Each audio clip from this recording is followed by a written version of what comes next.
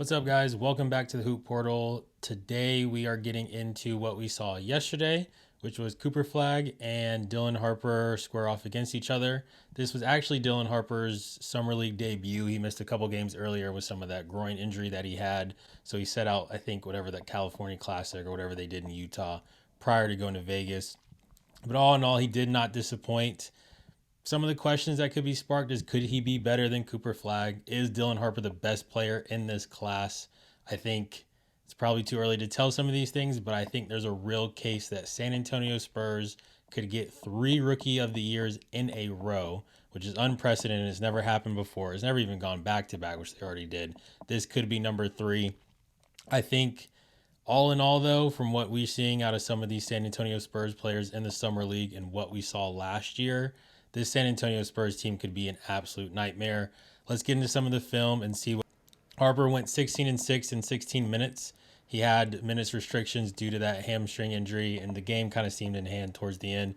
Cooper Flagg did finish with 31 and 4. There was a point up in the third quarter where he had actually shot more free throws than the San Antonio Spurs team combined. So we could have another free throw merchant on our hands. But I do think, based off game one, if you're struggling, the best way to get into your flow and rhythm is by getting to the free throw line. I don't care what the analytics and nerds say. The best shots in basketball, or the easiest shots in basketball, will always be free throws and dunks. It is what it is. So shout out to Cooper for that. He really kept the team in the game because, I mean, they only scored 67 points. He had 31 of them. So shout out to Coop. Had a really good game, a lot better than game one. But again, Dylan Harper and Carter Bryant are the reason why I think the Spurs could be so scary next year. And the reason is defense. So film doesn't lie. So let's take a look at some of the defense. We've got Dylan Harper, and you just see he's a pest. He's looking for the ball. He's trying to get out in transition. Nothing really fancy. It's just being able to read and see those key lanes. But all these points add up, and defense wins championships, as we saw with Oklahoma City this year. Even at times where, when the Thunder couldn't score, their defense is just what kept them in the games. Here's another block by Dylan Harper, which is just absolutely ridiculous. You see the athleticism, the ability to get up, the ability to time it, and just absolutely send this back.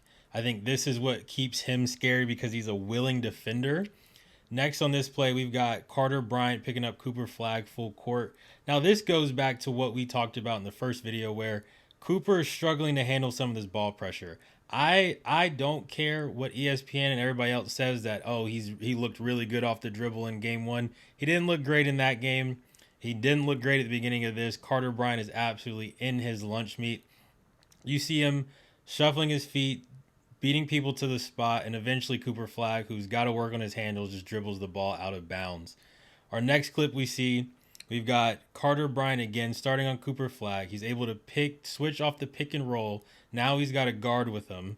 Keeps with him, beats him to the baseline spot, makes it tough. And in fact, if Nembhard was even able to get this pass off to the cutter, Brian is still there and ready to defend and make that an extremely difficult shot. So this, I think, is this is part of the reason of what's going to make the Spurs so deadly on defense with guys like Wembanyama already there. Now you're adding guards that want to defend. And Carter Bryant as well is just another guy, kind of looks like Dennis Rodman a bit, honestly. And he shot 37% from the three-point line last year in college. So he's someone that could be a really good 3-and-D. Here we've got Bryant and Harper picking up in the full court. Harper takes his spots, picks his spot wisely, and is just able to get the ball dribbled off as a deflection and off the guy's foot, out of bounds, and it's a turnover. But it's just plays like that really show you, okay, the Spurs have got guys that can score, play basketball, high IQ, and have the ability to defend full court. Here we see Carter Bryant again not giving up on a play, hitting his head on the rim. Coop thinks he's got an easy layup. Ball gets blocked out. Now the rest of the Spurs got to get back. Got to grab that board. But again, you just see the athletic ability of Carter Bryant. Last video here, Carter Bryant again picking up full court. Gets blown by, doesn't give up on the play, breaks up the alley-oop, and that's one of the best defensive plays I've seen so far in Summer League. It's about, a lot of things we say in coaching and playing is just you can't, if you get beat, you can't put your head down. You've got to be able to react and get to the next thing. The reaction to the mistake is what kills you. It's not the mistake itself.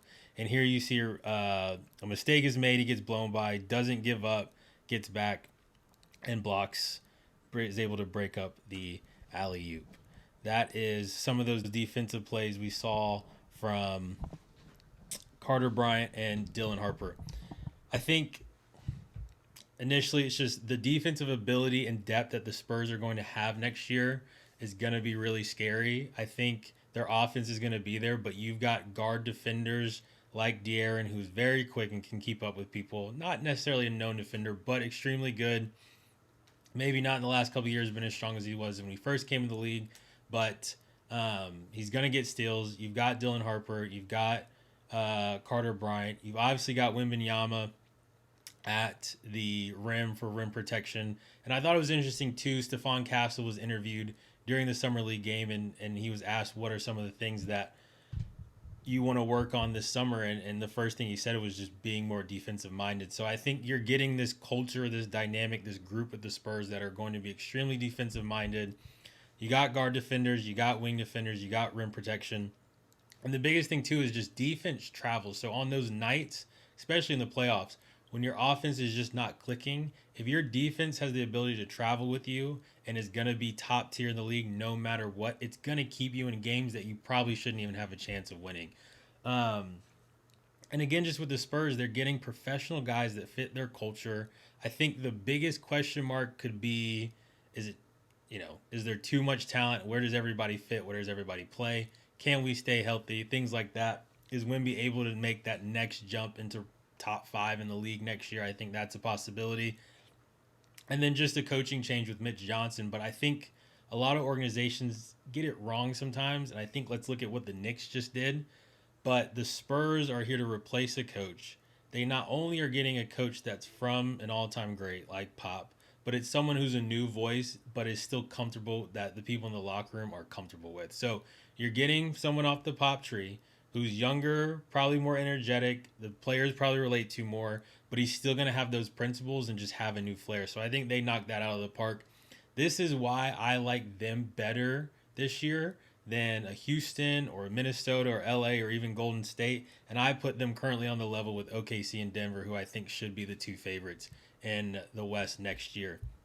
All that being said, guys, hit the subscribe button, hit the like, please comment, get in the comment section. The question is, who is the best player in this class? I want to see what you guys think. Hit the subscribe button, join the portal, and we'll see you guys on the next one. Thanks.